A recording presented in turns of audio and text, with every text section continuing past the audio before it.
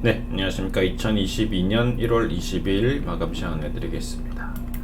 자, 오늘은 모처럼 주시장이 반등에 성공하는 모습입니다. 네, 코스닥도 기술적 반등이 강하게 나왔고요. 네, 나스닥이 급락해서 또 오늘 또 하락하면 어쩌나 했는데 다행히 좀 반등이 나왔고요. 외국인 기관 투자자들이 코스닥을 순매수하면서 좀 기술적인 반등이 나왔습니다. 원달러 환율은 계속 1192원 높은 곳에서 위치해 있습니다. 국제유가도 85달러, WTI도 좋지는 않죠. 인플레이션이 너무 심각한 상황인 거는 맞습니다. 근데 안타깝게도 월급 빼고 다 올라가죠. 그렇죠. 급여 빼고 다 올라가는 것 같습니다. 저는 지금 이 회사에 들어와서 4년차, 먼저 5년차인데 기본급은 안 올라가더라고요. 수당만 왔다 갔다 하긴 하는데, 네. 왜 물가 상승률은 있는데 기본급은 안 올라가는지, 아무래도 인센티브로 급여를 받다 보니까 그런 것 같습니다. 주시장이 좋아야지 급여가 좋아질 텐데요. 지금 주시장이 안 좋기 때문에 저도 힘든 상황인 것 같습니다. 예. 어쨌든 주시장이 살아나기를 저도 간곡히 바라는 사람으로서 한번 오늘 마감 시간을 해드리겠습니다. 우선 여러 가지 힘들었던 어떤 상황이 이제 어느 정도 일단락된 셀트리온을 좀 들여다보겠습니다. 네, 오늘 좀 중요한 맥점인데 어제도 그렇고 오늘도 그렇고 조금 아쉬움이 나왔습니다. 그러니까 최근에 셀트리온의 주가의 흐름을 보면 좀 계속 그랬었던 것 같습니다. 이제 언제부터였냐? 요때부터 시작됐던 것 같아요. 요 구간부터 25만 원을 깨트리는 날부터, 예. 왜 이걸 25만 원 깨트리지? 실적이 그렇게 안 좋나 했는데 실적이 아니대. 그럴 거야. 그 다음에 요 두 날도 굉장히 좀 충격적이었습니다. 이 두 날이 어떤 날이었느냐? 네, 경구용 치료제.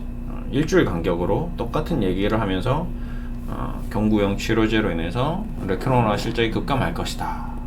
그러면서 거의 7%대 급락을 시켰습니다. 야, 이 정도로 근데 레크로나가 근데 꾸준히 판매가 됐거든요. 예, 특별히 시장에서 부각된 적도 없었고 그렇다고 특별히 매출이 줄어든 것도 아닌데 이 두 날 기사가 지난번 경향신문 기사 나오듯이 그 다음에 이때도 한번 그 분식회계 이슈가 11월 달에도 이때도 나왔었죠. 예, 나왔듯이 비슷한 모습이었습니다. 뭔가 자꾸 이제 기사가 나오고 주가 폭락, 그러니까 실적 악화 기사 나오고 폭락, 그다음에 기사 나오고 폭락, 계속 기사가 나오면서 폭락했고 공매도가 계속 꾸준히 이어졌습니다. 꾸준히 5월 이후에 이때부터 역시 이 셀트리온은 공매도에 너무 취약하구나라는 생각을 안 할 수가 없었던 거죠. 이때 이후로. 한동안 좀 괜찮은데 딱 실적을 시작하더니 이제 그렇게 됐습니다. 오늘도 마찬가지죠. 오늘도 지금 거래소와 코스피 시장 이렇게 기술적 반등이 나오면 셀트리온도 반등이 나와야 되는데 못 나오고 있는 거죠. 아무리 분식회계 건이 연기되었다 하더라도 그 연기된 이유를 감안했을 때 충분히 기사화돼야 되는 기사 한 줄 한다. 그러니까 지금 분식회계 기사는 막 미친듯이 나왔는데 이거 연기된 거에 대한 자료 분석에 대한 내용은 거의 전무후무합니다. 한두 건? 한두 명 정도? 그러니까 어제도 얘기 드렸던 위험 신호가 전파되는 속도가 10배 빠르다고 했고 악재가 사람의 말을 타고 가는 나쁜 얘기가 넘어가는 게 훨씬 더 빠르다고 했습니다. 기자라는 직업 자체도 마치 미어컷의 어떤 그런 이제 보초병 같은 그런 사람들이 점점 늘어나면서 우리 인류가 이제 지금 70억 인구가 생기면서 그런 역할을 담당한 사람들이 지금 기자의 역할을 하는 거죠. 나쁜 일을 위주로 소식을 전합니다. 그래야지 우리 인류가 존속될 수 있으니까요. 예를 들어서 지금 이 코로나라는 이 바이러스를 전파를 안 하고 시장에 이 소식을 전달해 줬던 사람이 없다면 다 코로나 걸려서 어떻게 됐을지 모르는 거거든요. 그러니까 마치 이제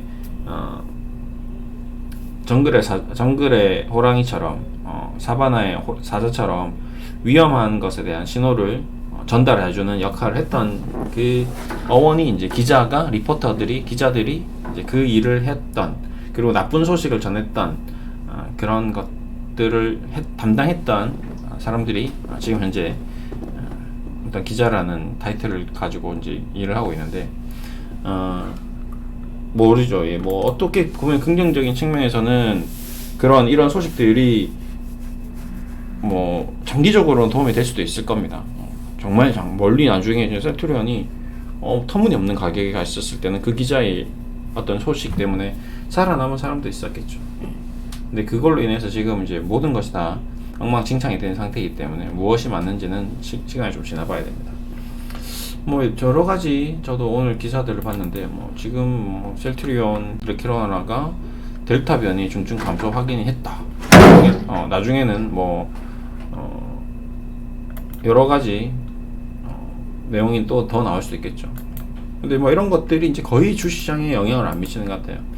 레키로나가 이제 뭐 수출을 하지 않는 이상은 특별하게는 영향 안 미칠 것 같습니다. 백신 얘기 나오고, 그 다음에 먹는 약, 알약 경구용 치료제 나오고, 계속 이제 셀트리온의 좋은 얘기 나왔습니다. 이것도 뭐 분식회계가 가져올 여파, 오늘 또 아침에 이제 기사가 나왔는데, 뭐 쟁점, 앞으로 어떻게 돼야 하냐, 본질까지, 뭐 이런 얘기들을 쭉 이제 하더라고요. 그래서 쭉 다 읽어봤습니다, 저도. 그래서 어떻게 됐냐, 결론적으로는 주가가 이제 하락했습니다. 주시장이 이렇게 급반등이 나오는데도 불구하고 상승하지 못하고 이제 하락했다. 누군가는 팔았겠죠. 그 누군가는 계속 지금 셀트리온에 대해서 부정적인 시각을 바라보고 있는 거죠. 뭐 올라갔든 떨어졌든 수익이든 손실이든, 손실 난 상태인데도 이걸 팔고 다른 쪽으로 가는 것이 빠르겠다. 앞으로 아무래도 기관 투자자들이 가장 많이 영향을 미치는 것 같습니다. 지금 현재 시점에서 이 주식을 가지고 있는 것보다는 다른 주식으로 옮겨 타는 것이 더 낫다라고 생각하는 사람들이 많았기 때문에 오늘 같은 상승장에서도 불구하고 상승에도 불구하고 하락했다라고 저는 보고 있습니다. 좋지는 않은 시그널이죠. 어제 숨통을 틔인 것은 다행이나 여기서 오늘 더 치고 나가야 되는 시점에서 치고 나가지 못했다는 부분은 반드시 짚고 가야 됩니다. 이걸 무시할 수는 없는 부분이죠.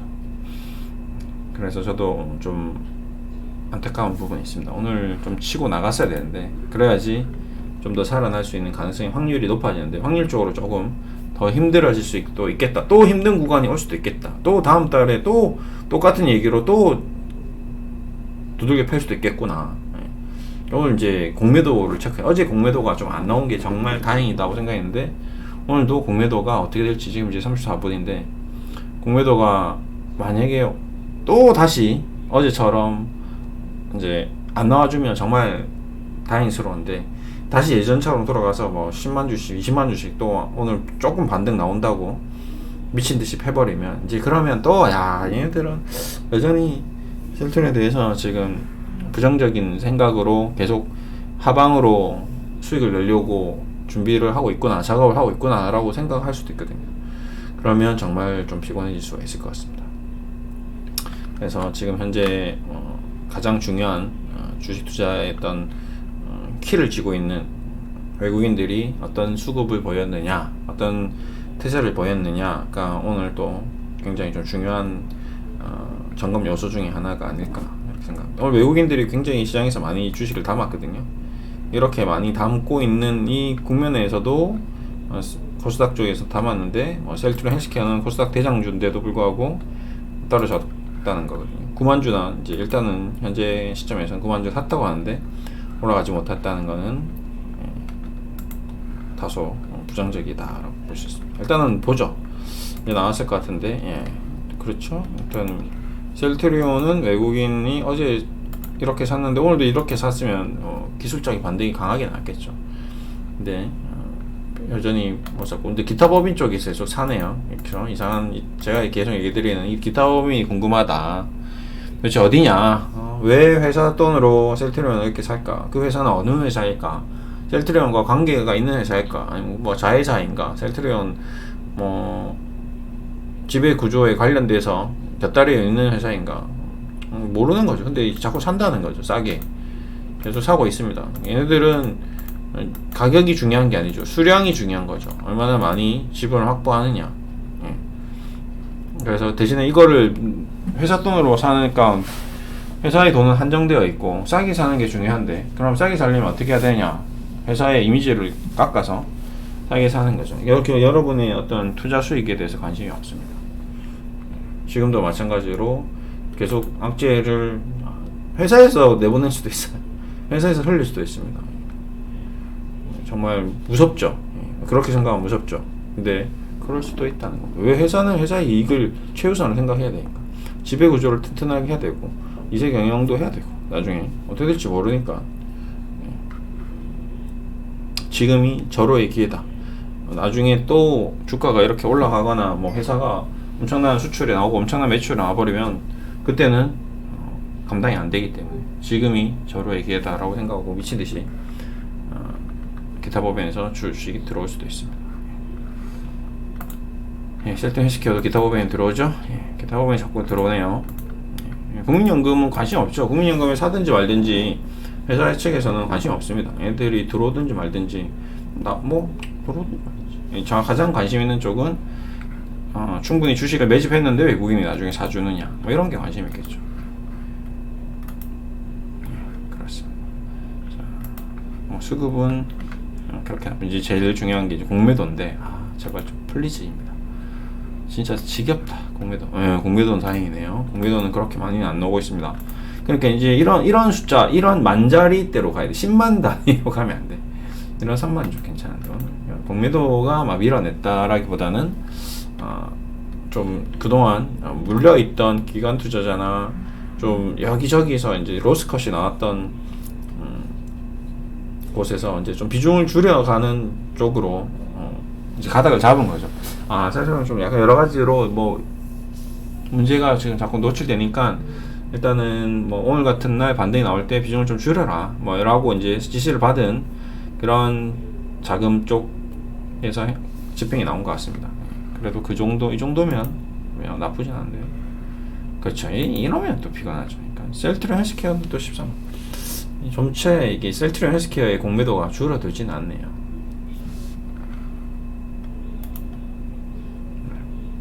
가장 저는 지금 답답한 부분이 이제 이 공매도 부분입니다. 카카오 쪽 시장 전체적으로 공매도가 안 나온 것인지, 셀트리온만 안 나온 것인지 좀 점검을 해보겠습니다. 삼성전자,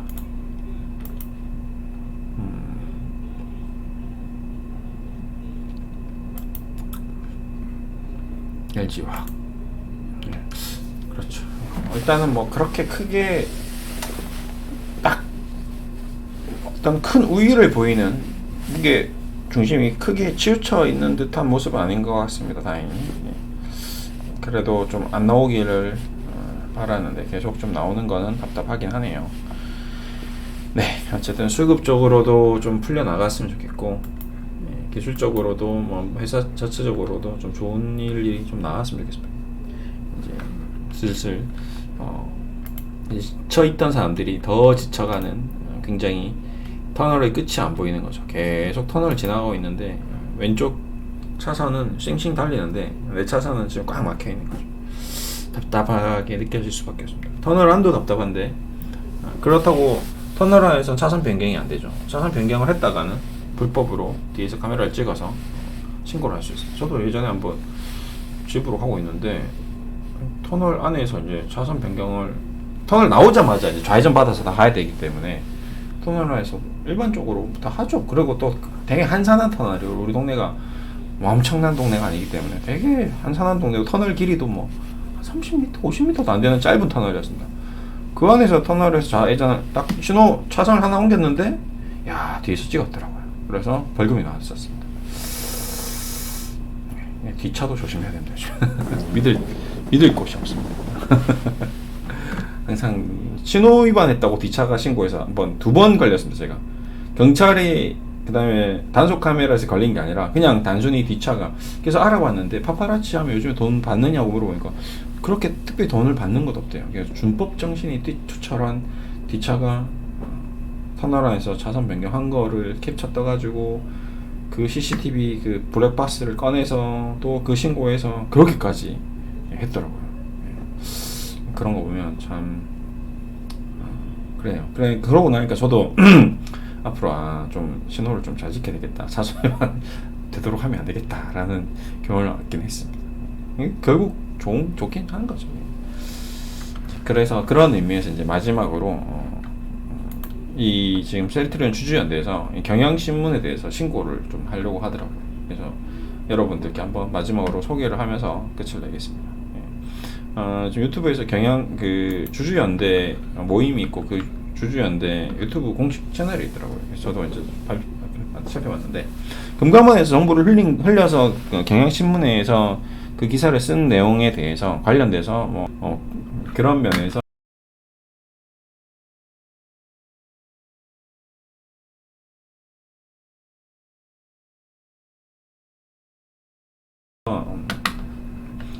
그쵸. 좀 뭔가 불법적인 냄새가 나는 것들에 대해서는 방금 제가 터널 안에서 분명히 차선 위반을 하면 불법인데 그건 제가 잘못했기 때문에 신고를 한 것처럼 금감원에서 정보기관에서 기자에게 그런 내용을 보내면 안 되는 게 아닌가요?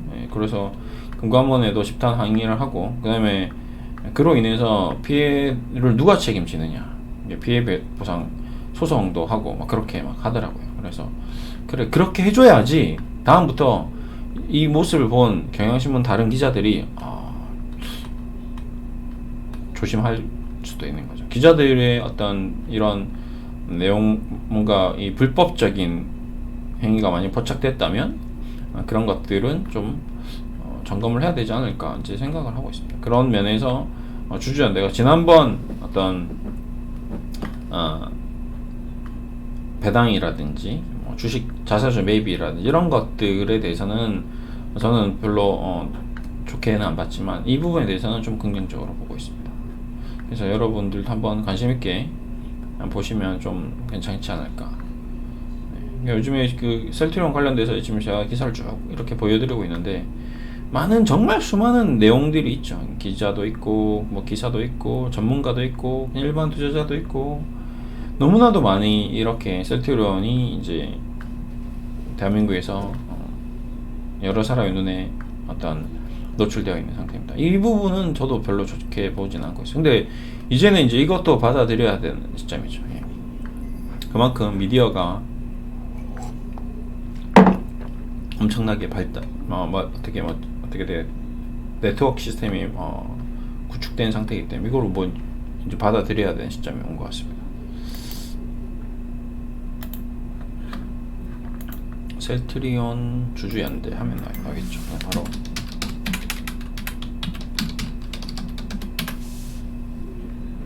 여기서 저도 아까 구독을 했습니다. 그래서 구독 중이죠. 저도 이렇게 경향신문 회계감리 고발 조치 관련 인터뷰 많이 나왔더라고요. 조회수가 주총 제한 회계감리 그 다음에 금융감독원 항의서 전달 이런 거는 괜찮죠. 항의를 해야죠. 금융감독원에서 하면 안 되는 행위를 했기 때문에 왜 이 정보를 기자에게 이렇게 노출을 해서 이 기자는 확인된 사실도 아닌 내용을 사실인 것처럼 교묘하게 기사를 써서 투자자들에게 투자 판단을 흐릴 수 있는 내용을 올렸느냐 그런 거죠. 그래서 한번 관심 있게 보시면 좋을 것 같습니다. 오늘 이렇게 마무리할게요. 감사합니다.